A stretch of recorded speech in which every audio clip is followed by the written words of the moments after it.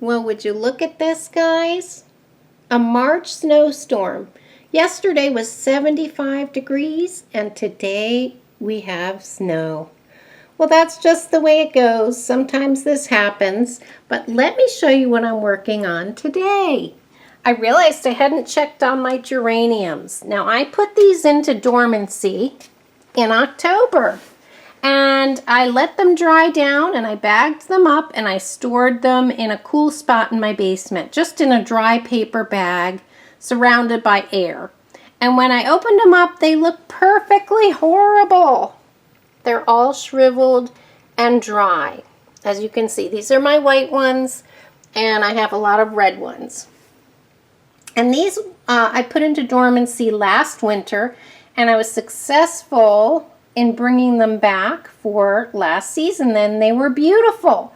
So I was hoping to do the same thing, but I fear I might have left them go a little bit too long. But I am seeing a few new leaves, so I have hope for those plants. And they're very anemic because, like I said, they've been inside of a paper bag receiving no light. But there are a couple of little spots where there's some new growth trying to happen. So maybe these plants have sensed spring a little bit. But what I have done to resurrect them is to put them in a bowl with some water. I've submerged their roots and I'm going to let them drink. And in a couple of days, if I see more signs of life, I'll know which ones I should plant and which ones I should compost. This is going to be the ultimate test, whether they wake up or not. So by putting a little water around their roots and seeing what's willing to drink will tell me the answer. But look how bad they look, guys. I hope I didn't let it go too long because that's a long time.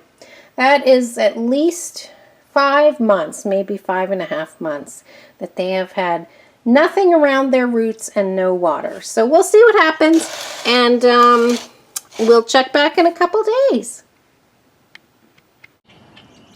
Alright, so it's been a few days and I have had these soaking in water. I change the water every day and they are looking pretty rough, but you can see which ones are starting to wake up. We've got a little bit of growth and some of the stalks are turning green.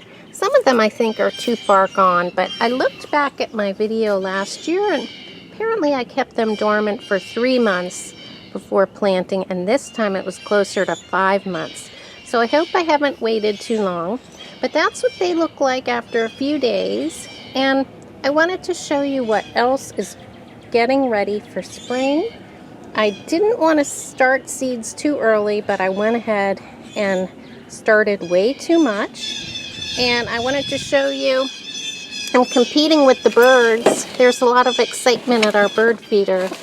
But I do have 4 different types of tomatoes going in here, and I had very different germination rates. The black crim, only 2 sprouted. The sun globe, every single one sprouted. The black crim were from last year, as were the sun globe, so they still had better germination. As you can see, the sun globe had 100% germination, as did the Arkansas Travelers, and those are at least a year old. And then my classic beefsteak, I've had low germination. Here's 3 out of 6. So I've had low germination on them from multiple packets, so maybe they're harder to germinate. But Sun Globe and Arkansas Traveler seem to be the best ones to start. And then over here I have some more trays. I've got more beefsteak, and I did get 5 out of 6 of those coming up. They were really tiny sprouts. And Dad's sunset tomato are starting to come up. I just sowed those on the 8th of March, so those are starting to come up. And then I have other ones over here that were started earlier. These are beefsteak, Tappy's Heritage, and these are true black brandywine. So those came up nicely, and they actually have a different shaped leaf, so this is really interesting to me. We'll see what the larger leaves look like, but I had no idea it would come up with a different leaf. See, this is your typical tomato leaf right here. Kind of a serrated edge, and then this one has more of a different shape. And then I have 2 tiny dill. I don't even know if they're too small to see, but 2 out of the 4 seeds from last year sprouted. And then of course I planted some cherry tomatoes, Super Sweet 100. I got 5 out of 6 of those germinating. And some marigold seeds, and it looks like maybe 80% of those, once they're done, maybe 90% will have germinated. And I have some dazzling blue kale in a clump. And over here I have some Russian red kale. It's the curly type. This is the kale I've been babying. And then I have a dazzling blue kale here. And a couple of my celery bottoms have been rooting in, and it looks like they've taken root. And then I just started these a few days ago, so it must be the right time to start them. These are Dinosaur Kale, and they're teeny little seedlings coming up. And I've got my 2 pepper plants that I brought in for the winter. I'm trying to revive those, and we'll see if I can get them to grow this year after overwintering them inside. I wanted to show you what's going on with my topiaries. Okay, the boxwoods all survived the winter, and all of my hollies that were in containers dropped their leaves after our last ice storm. So yesterday I came out and just touched it and all the leaves dropped, but it still looks green, so I'm going to hang it in there and just wait it out and see if any new leaves form. I did read online that this can happen. It can lose its leaves due to environmental conditions, like a really heavy breeze. And then let me show you over here. The Alberta Spruce Topiaries did just fine, as did this one here. And over here, the same thing happened to my holly topiaries, both of them.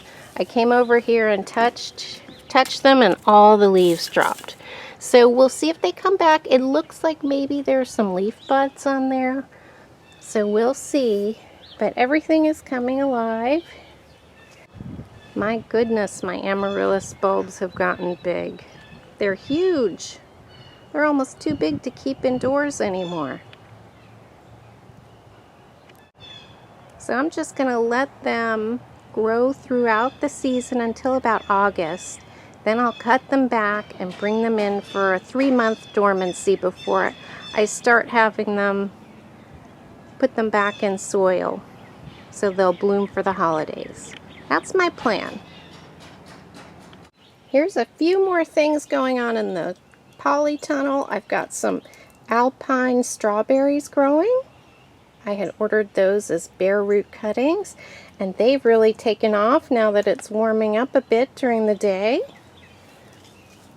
This is a lavender topiary shape, which I have to trim up, but I overwintered it in here because they can be kind of sensitive. I planted my elephant ear bulbs and my canna lily bulbs, and we'll see how they do. I thought I could try to pre-sprout those and then plant them out after the danger of frost. I'm trying to root some broccolini in, and they've been here a couple weeks, so looks like maybe they're gonna take. We'll see what happens. And I just found this in the parking lot when I was out and about, and I thought, well, that's a beautiful juniper of some kind. So I just popped the cutting into a nice pot of medium, and we'll see if it roots. And then here I have some lettuce growing.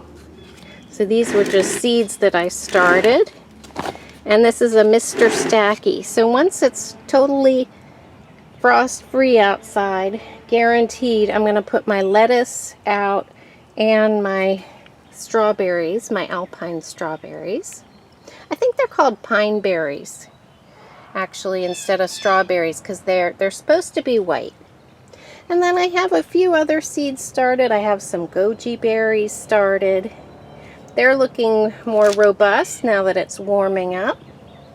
And then back here, the place is a mess. I haven't gotten organized yet. I did plant some turmeric in here just a couple days ago. And once those start to sprout, I'll put them in a partially sunny location Right now they don't get much sun, but they haven't sprouted yet, so it's no matter. And I got a new watering can, guys. Isn't that beautiful? I may just use that as decoration, but I thought that was really beautiful. And then down here, they don't look like much, but these are my Canna Lilies, all planted out and watered in. And these are some more elephant ears here, these 3 here. And I have some dwarf stock in a winter sowing setup and snapdragons, so I hope to get those going. And I have butterfly weed, which I planted at the beginning of the month, and I haven't seen anything sprout, but it hasn't really been too warm for an extended period of time. So we'll see what happens with that. And then I took 3 blueberry cuttings a few days ago, and I popped them into a container, and I've got a little greenhouse setting there. So we'll see how that does. But guys, I'm busy. I'm getting ready to plant up for the 2022 garden season with my flowers and my herbs and my veggies. And I'll plant some more zinnias and cosmos and that type of thing early April. Here's another example of an Alberta spruce that wintered over really well. And it's got beautiful pansies around it. And here are some onion bottoms and a couple of onions that were in the fridge sprouting. So I'm hoping either to get some new onions out of this or possibly just some seed. So we'll see, because I did plant some seed that I grew from an onion last year, and they all sprouted and they're planted out around the property. So we'll see what happens. But guys, I'm so excited. Spring is here. Thanks so much for watching, and I'll see you next time.